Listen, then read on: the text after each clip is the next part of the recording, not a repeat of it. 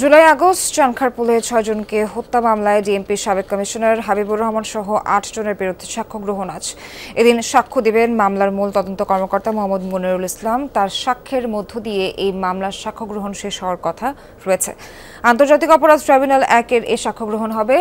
এই মামলায় এখন পর্যন্ত সাক্ষ্য দিলেন ২৬ জন। এদিকে আশুলিয়ার ৬ মরদেহ পোড়ানো ৭ জনকে হত্যায় মানবতা বিরোধী অপরাধ মামলায় সাবেক এমপি সাইফুল ইসলাম সহ ১৬ জনের বিরুদ্ধে ১৮তম দিনের সাক্ষ্য গ্রহণ আজ।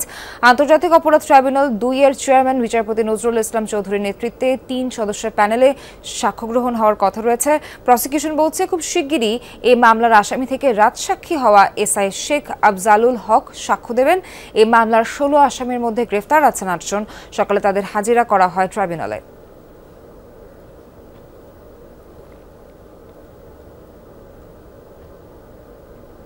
নতুন ব্লেন্ডে আরো রিচ অ্যারোমায় সেলন ফ্যামিলি ব্লেন্ড টে। দর্শক, এই মুহূর্তে আন্তর্জাতিক অপরাধ ট্রাইব্যুনাল থেকে যুক্ত হচ্ছেন সহকর্মী রাব্বি হোসেন।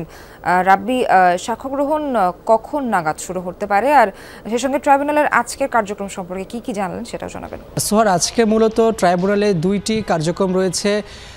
রাজধানীর চানখারপুলে জুলাই আগস্টের সময় ৬ জনকে হত্যা মামলার যে সাক্ষ্য গ্রহণ সেটি মূলত আজকে শুরু হবে এবং এই মামলাটির যে আদ্যপ্রান্ত সেটি যদি বলি যে এই মামলায় যে ৬ জন শহীদ আনাজ সহ ৬ জনকে হত্যা করা হয়েছে, এই মামলার সাক্ষ্য গ্রহণ শুরু হয়েছিল আজকে। মূলত এই যে ২৬ নম্বর যে সাক্ষ্য রয়েছেন, মামলার যিনি মূল তদন্তকারী কর্মকর্তা রয়েছেন মনিরুল ইসলাম, তার সাক্ষ্য গ্রহণের কথা রয়েছে। যদিও এখনও ট্রাইব্যুনালের কার্যক্রম শুরু হয়নি, ১১টার পরপরই এই কার্যক্রম শুরু হবে এবং এই মামলার যিনি মূল তদন্তকারী কর্মকর্তা তার সাক্ষ্য গ্রহণের মধ্য দিয়ে এই মামলাটির যে সাক্ষ্য গ্রহণ অধ্যায় সেটি শেষ হওয়ার কথা রয়েছে। পাশাপাশি আজকে আশুলিয়াতে ৬ মরদেহ পোড়ানো এবং ৭ জনকে হত্যা মামলারও সাক্ষ্য গ্রহণ অনুষ্ঠিত হবে আন্তর্জাতিক অপরাধ ট্রাইব্যুনালে।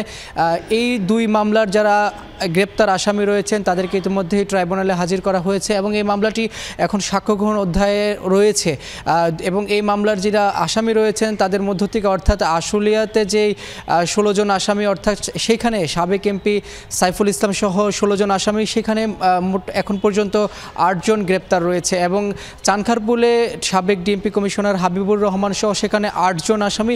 সেই ৮ জন আসামির মধ্য থেকে সেখানে ৪ জন আসামি গ্রেপ্তার রয়েছে, অর্থাৎ গ্রেপ্তারকৃত আসামিদেরকে ট্রাইব্যুনালে হাজির করা হয়েছে। তবে এই মামলা দুটিও গুরুত্বপূর্ণ মামলা, কারণ এর আগে আমরা দেখেছি যে মানবতা বিরোধী অপরাধে শেখ হাসিনা যে মামলা, সেই মামলার রায় হয়েছে, সেই রায়ের মধ্য থেকে এই দুটি মামলার অভিযোগটি তার সেখানে ছিল। তবে যেহেতু এখনও ট্রাইব্যুনালের যে কার্যক্রম সেটি শুরু হয়নি, তবে শুরু হলে আরও বিস্তারিত বলা সম্ভব হবে যে আজকে আরও কোনো কার্যক্রম রয়েছে কি না। তবে এই মামলা যে সাক্ষ্য গ্রহণ অধ্যায়ে দ্রুতই শেষ হয়ে যাবে বলছেন প্রসিকিউশন থেকে এবং তারা এই সাক্ষ্য গ্রহণ অধ্যায় শেষ হওয়ার পরে মামলার যে যুক্তিতর্ক রয়েছে সেটি তারা শুরু করবেন এবং দ্রুতই এই মামলা দুটো রায়ের পর্যায়ে নেওয়া হবে বলেও আমাদেরকে জানাচ্ছিলেন। দ্রুতই মামলা রায়ের পর্যায়ে যাবে ট্রাইব্যুনাল থেকে সবশেষ জানাচ্ছিলেন। ধন্যবাদ আপনাকে।